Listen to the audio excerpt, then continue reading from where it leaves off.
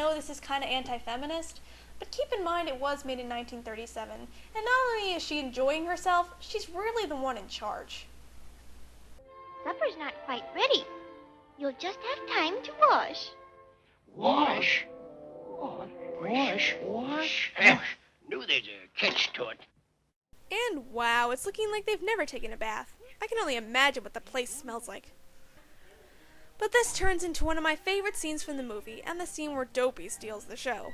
The animation is top-notch, and it could not have been easy to animate at all. And it's just such a simple scene. All they're doing is washing up.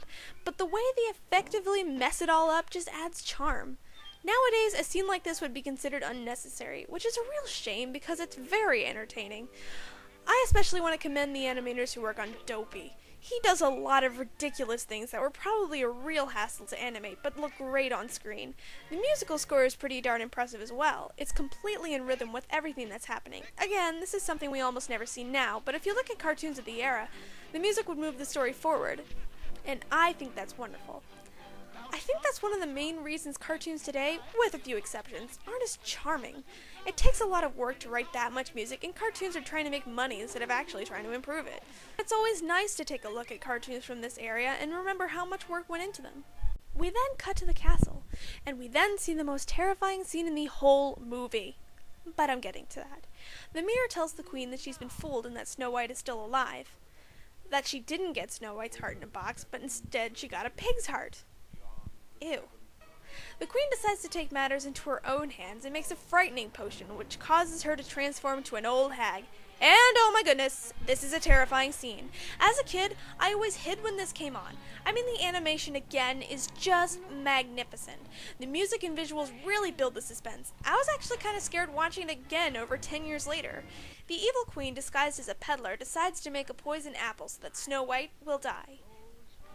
But enough with that frightening castle. Snow White and the dwarfs happily dance to music with the animals on the outside. Yeah, it's a very silly song, but I think that's the point. I think it's adorable. Snow White is really enjoying herself, and if I were in her place, so would I. Those dwarves grow on you awfully fast. After their silly song, Snow White sings them a story and puts them to bed. The dwarfs insist that she sleep in their beds while they sleep downstairs. Ah, chivalry at its best. Too bad it's practically non-existent now. No wonder I'm single. Bless the 7 little men who have been so kind to me. And may my dreams come true. Amen. Oh yes, and please make Grumpy like me. Oh my gosh, this movie has a religious agenda! Anyway, the queen makes the apple poisonous and discovers that the only antidote is true love's kiss. I've been dreaming of a true love's kiss. But she decides to risk it anyway and goes away to find Snow White.